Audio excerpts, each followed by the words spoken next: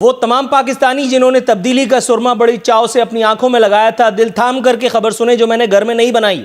रियासत नाम नेहाद मदीना कायम कर चुकने वाले F9 इस्लामाबाद का पार्क गिरवी रख करके कर्जा लेने चले हैं। सुभान अल्लाह। और लाओ तब्दीली, वो तब्दीली सरकार जो नून लीग पर मुतअद्दिद अहम इमारात गिरवी रखकर पैसों कर्जों के हुसूल का दावा कर चुकी, इल्ज़ाम लगा चुकी, मुतअद्दिद बयानात इस हवाले से सामने आए, लेकिन आज तक एक प्रेस कॉन्फ्रेंस नहीं की गई। एक प्रेस कॉन्फ्रेंस।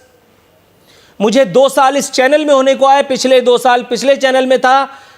इतने अरसे 2.5 साल में हुकूमत के इसमें कोई एक रेफरेंस, कोई एक पेपर नहीं आया जिससे यह साबित होता हो कि पिछले वाले भी यही सब कुछ कर रहे थे। लेकिन अगर मान भी लिया जाए तो उन्हीं के नक्शे कदम पर चल रही है तब्दीली सरकार।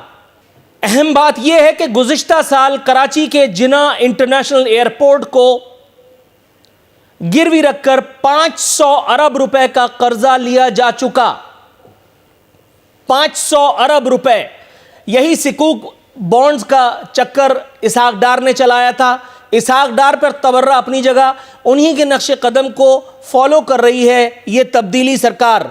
और जाहिर है कि इस खुशफहमी में अगर आप पड़ जाते हैं कि ये 500 अरब रुपए आपको और मुझे हमारे घरों पर मनोसलवा उतारने के लिए लिया गया है, तो आप मुंह धो रखिए या किसी अच्छे दिमागी मुआलिज का रुजू कीजिए। ये रकम सरकार की उन्हीं अल्ले तल्लों पर जिस पर आज से पहले चोरों और डाकुओं के दौर में उड़ती रही है। कहते हैं सड़कों पर निकलकर हुकूमत के खात्मे की बात करना गलत है। मेरा दिल चाह रहा है कि ये प्रोफेशन त्याग करके आलू छोले बेचूं, क्योंकि यहां रिसर्च करने की नौबत ही नहीं आती। हर दूसरे दिन ये सरकारी लोग एक ना एक ऐसा भंड मारते हैं, ऐसा शोशा छोड़ते हैं कि जिस पे आदमी सोचता है कि हंसूं या खुदा न खास्ता कोई ऐसी बात करूं कि जिससे सबकी तबीयत हरी हो जाए। ये वो लोग हैं कि जिन्होंने पूरे मुल्क का चक्का जाम करके रखा था। बाबाए पीटीआई के दिए हुए कंटेनर से इन्होंने पाकिस्तान का धड़म तख्ता कर दिया था। वो जिनको सदारती इस्तिस्ना दे करके और ऐवाने सदर में बिठा रखा है, वो कराची की शारा फैसल इस तरह से बंद करवाते रहे हैं कि जिस तरह से कोई जय्यद, आप समझ लीजिए शरीफ आदमी की जिद क्या होती है आप जानते हैं। पार्लियामेंट हमला केस में खुद वजीर आजम को बरी किया जा चुका, लेकिन क्या यह बरात दुरुस्त थी? मेरा ख्याल है इसका जवाब भी आपको पता है। यह बात तो खैर वजीर आजम को भी पता है, लेकिन मेरा ख्याल है हम आगे बढ़ जाते हैं। ये इमारतें गिरवी रखने का सिलसिला अगर उन्होंने शुरू किया था, उसके दस्तावेजी सबूत अब तक तो नहीं आए। उससे भी कता नजर ये जिना इंटरनेशनल एयरपोर्ट की इमारत, इसके एवज 500 अरब रुपए का जो कर्जा लिया था, इसमें से सिर्फ 500 रुपए का हिसाब आप मुझे दे सकते हैं? बिस्मिल्लाहिर्रहमानिर्रहीम।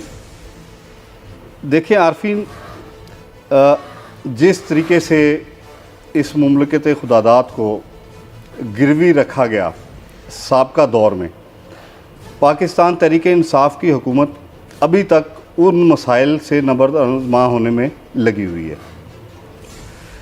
एक बहुत बड़ी क्वांटिटी है कर्ज़ों की, जिनको वापस करते करते मैं समझता हूँ कि इस मुल्क का जो मौजूदा हालत हुई है और इसको जिस तरीके से पाकिस्तान तहरीक इंसाफ की हुकूमत ने आके रोका है और मैनेज किया है और पॉजिटिव की तरफ लेकर जा रहे हैं हम लोग, अल्हम्दुलिल्लाह। मैं कहता हूँ तारीख़ में इसकी मिसाल नहीं मिलती। जो कुछ इस मुल्क के साथ कर दिया गया, जिस तरीके से इस मुल्क को गिरवी रख दिया गया। सर ठीक है, देखिए मेरा पॉइंट पूरा हो। ये तो हम 2.5 साल से सुन रहे हैं कि वो बहुत बुरे थे, उन्होंने ये किया, उन्होंने वो किया। ये गीत अब पुराना नहीं, वो नया कुछ डालें, कोई नया मंजन लाएं। ठीक है, मैं मानता हूं। क्यों लाएं? अच्छा, मैं एग्री करता हूं ना, जो चीज फैक्ट है वो फैक्ट है, मौजूद है अपनी जगह पे। सर एग्री कर लेता हूं बगैर किसी बहस के, ऐसे ही थे वो लोग। बस आगे बढ़े। 500 रुपए का हिसाब दीजिए। वो 500 अरब रुपए कहां गए? कर्जा उतारने के लिए एक और इमारत गिरवी रख करके फिर कर्जा ले लिया और फिर कर्जा चुकाया जाएगा। उससे कितना कर्जा लिया जाएगा और वो कर्जा किसके, आप समझ रहे होंगे कौन चुकाएगा? 500 रुपए का हिसाब मांग रहा हूं, 500 अरब रुपए का नहीं। देखिए आरफीन, मैं ना तो वजारत ख़जाना का तर्जुमान हूं और ना ही ये मेरी नॉलेज में जो आप क्वेश्चन मुझसे कर रहे हैं। मैं समझता हूँ मुझसे ये क्वेश्चन आपका बनता नहीं। बनता ही नहीं है। डन हो गया सर, डन हो गया। Thank you so very much. अब हम जाएंगे अल्लाह आपको नेकी दे, अली परवेज मलिक साहब के पास। अली परवेज मलिक साहब, सर प्रोग्राम में खुशामदीद कहता हूं, मुझे साफ सुन सकते हैं आप? जी बिल्कुल आवाज़ आ रही है। मैं आपका इंट्रोडक्शन तो नहीं सुन सका आरफीन साहब, बट अब आवाज़ क्लियर है। मैं इनको यहाँ पे चैलेंज करके जा रहा हूँ कि इनकी हुकूमत इतनी नालायक है कि मियाँ नवाज शरीफ साहब की 3 हुकूमतें, उनका जो कर्जा है वो एक साइड पे कर लें और पिछले 2-2.5 साल का जो कर्जा है वो एक साइड पे कर लें, तो इन्होंने पिछले 2.5 साल के अंदर उससे भी ज़्यादा कर्जा ले लिया जो मियाँ नवाज शरीफ साहब ने अपनी 3 हुकूमतों के अंदर लिया।